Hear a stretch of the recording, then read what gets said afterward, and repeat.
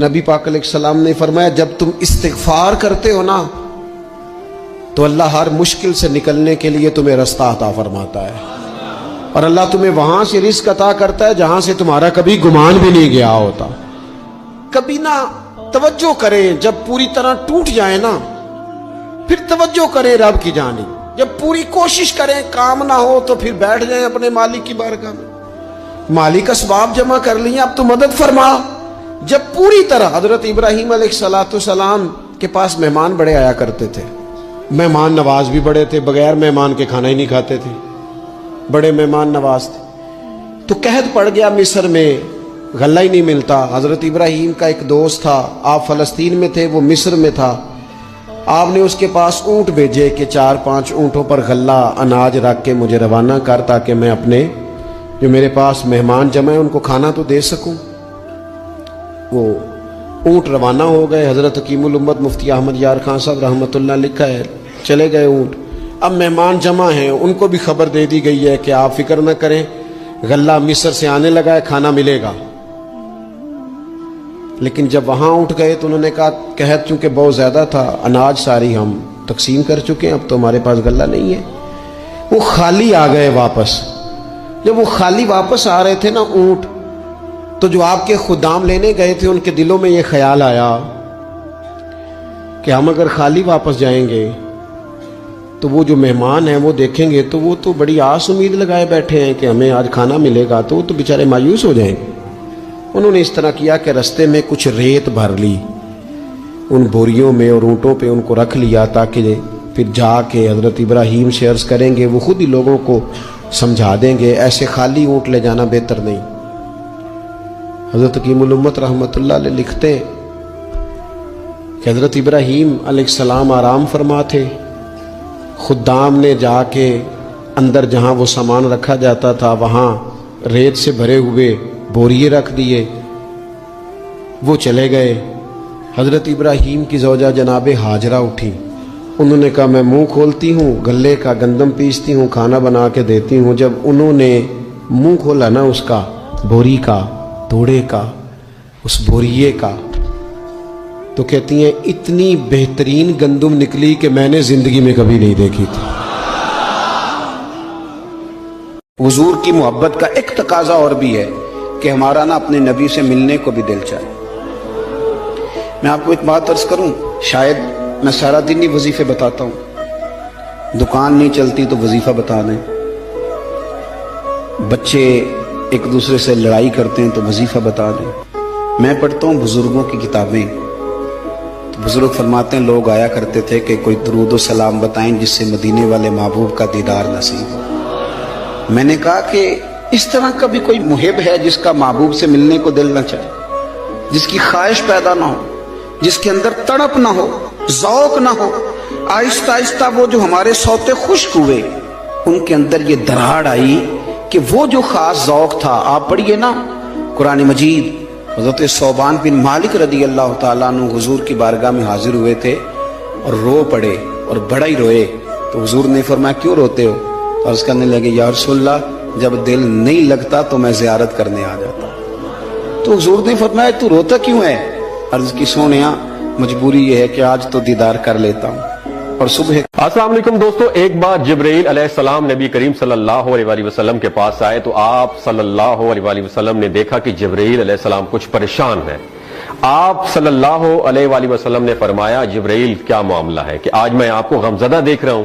تو جبرائیل علیہ السلام نے عرض کی اے محبوب، کل میں اللہ پاک کے حکم سے جہنم کا نظارہ کر کے آیا ہوں، اس کو دیکھنے سے مجھ پہ غم کے آثار نمودار ہو رہے ہیں۔ نبی کریم صلی اللہ علیہ وسلم نے فرمایا کہ جبرائیل مجھے بھی جہنم کے حالات بتاؤ۔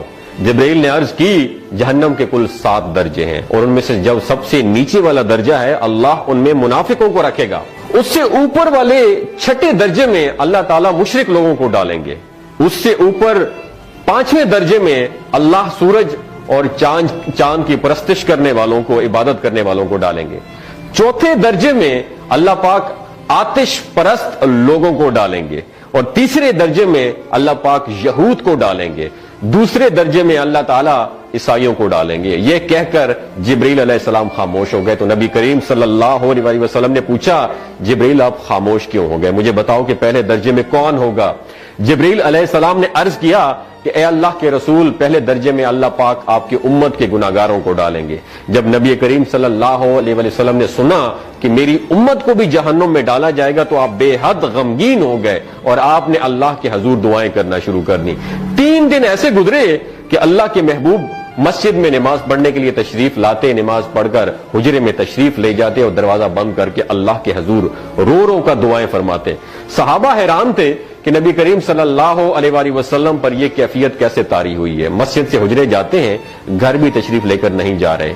جب تیسرا دن ہوا تو سیدنا ابو بکر صدیق رضی اللہ تعالیٰ عنہ سے رہا نہیں گیا، وہ دروازے پر آئے اور دستک دی اور سلام کیا، لیکن سلام کا جواب نہیں آیا۔ آپ روتے ہوئے سیدنا عمر رضی اللہ تعالیٰ عنہ کے پاس آئے اور فرمایا کہ میں نے سلام کیا لیکن سلام کا جواب نہیں پایا، لہٰذا آپ جائیں، ہو سکتا ہے آپ کو سلام کا جواب مل جائے۔ آپ گئے تو آپ نے 3 مرتبہ سلام کیا لیکن سلام کا جواب نہ آیا۔ حضرت عمر رضی اللہ تعالیٰ عنہ نے سلمان فارسی کو بھیجا لیکن پھر بھی سلام کا جواب نہیں آیا۔ حضرت سلمان فارسی نے واقعے کا تذکرہ حضرت علی رضی اللہ تعالیٰ عنہ سے فرمایا۔ انہوں نے سوچا کہ جب اتنے عظیم شخصیت کو سلام کا جواب نہیں ملا تو مجھے بھی خود نہیں جانا چاہیے، بلکہ مجھے ان کی نور نظر بیٹی حضرت فاطمہ رضی اللہ تعالیٰ عنہا انہیں اندر بھیجنا چاہیے۔ لہٰذا آپ نے حضرت فاطمہ رضی اللہ تعالیٰ عنہا کو سب احوال بتا دیا۔ آپ حجرے کے دروازے پر آئیں، ابا جان السلام علیکم۔ بیٹی کی آواز سن کر محبوب کائنات اٹھے، دروازہ کھولا اور سلام کا جواب دیا۔ ابا جان یہ آپ پر کیا کیفیت ہے کہ 3 دن سے آپ یہاں پہ تشریف فرما ہے؟ نبی کریم صلی اللہ علیہ وسلم نے فرمایا کہ جبرائیل نے مجھے آگاہ کیا ہے کہ میری امت بھی جہنم میں جائے گی۔ فاطمہ بیٹی، مجھے اپنی امت کے گناہگاروں کا غم کھائے جا رہا ہے اور میں اپنے مالک سے دعائیں کر رہا ہوں کہ اللہ ان کو معاف کر دے اور جہنم سے بری کر دے۔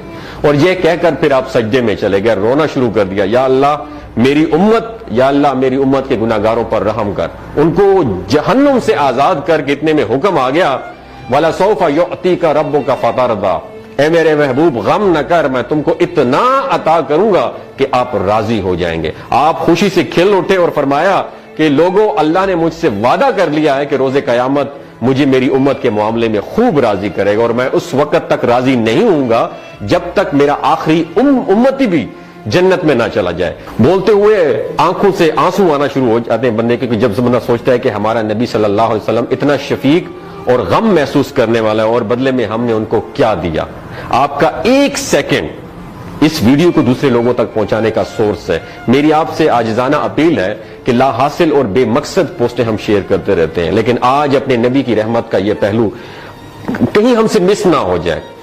ایک شیئر کر کے اپنا حصہ ضرور ڈالیے گا، کیا پتہ کون گناہگار پڑھ کر راہ راست پہ آ جائے اور دوسروں کو تھوڑی سی ہدایت مل جائے۔ کہنے کا مقصد یہ ہے کہ ایک نبی ہمارے لیے اتنا غم خوار ہے اور ہم یہاں بیٹھ کے اس کی امت کے اوپر اتنے مظالم ڈھائے جا رہے ہیں، ہمارے فلسطینی بھائیوں پہ اتنا ظلم کیا جا رہا ہے، لیکن ہم ٹس سے مس نہیں ہو جا رہے۔ آج ہمارے پاس اگر تلواریں ہوتی تو ہم تو بالکل سوچنا ہی ختم کر دیتے، لیکن آج ہمارے پاس میزائل ہیں، آج ہمارے پاس ایٹم بم ہے، لیکن پھر بھی ہم بے حس بنے ہوئے ہیں۔ اللہ تعالیٰ ہمیں ہدایت نصیب فرمائے، اللہ تعالیٰ ہمارے لیے آسانیاں پیدا فرمائے اور اللہ تعالیٰ ہمیں نیک کام کرنے کی توفیق عطا فرمائے۔ اپنا اور اپنے ساتھ رشتوں کا خیال رکھیے گا۔ اللہ حافظ۔